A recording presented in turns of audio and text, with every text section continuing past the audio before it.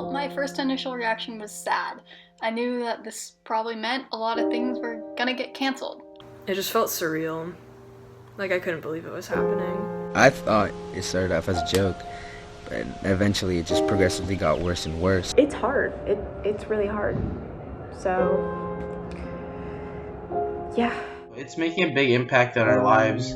And, thank you to all the people who are working in the grocery stores and delivery services. Honestly, wish that I was back in school because as a senior right now, I might never get to walk on that campus again as a student. So it kind of hits hard.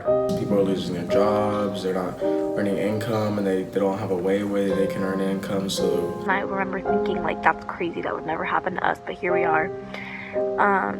It's very surreal. All of a sudden, your whole life changes.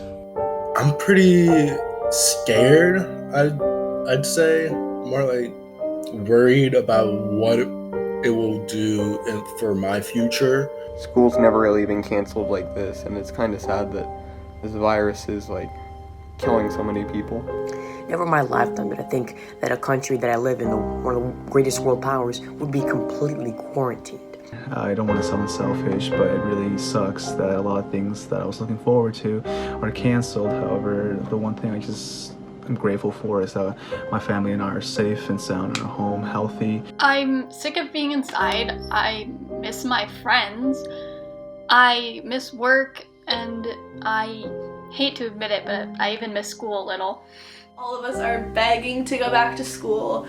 We all are realizing how much we had before and how much we took for granted and how much we have to be grateful for. I feel like we're living through history right now. Like, my children and my grandchildren will be asking me about this. This whole virus I don't know how we're gonna deal with it. I hope that we can find a solution soon, because I know there's so many people struggling.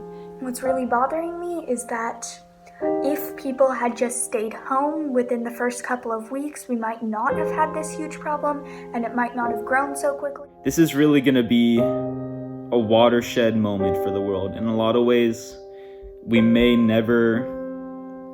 world may never quite be the same. I'm optimistic. I think someone will find a cure. Obviously, getting the actual vaccine out to everybody, testing and everything is going to take a really long time, but I am optimistic. You always see these things about how many people died and how many cases there are, but I don't feel like people are showing how many people have been recovered and the positive side of coronavirus.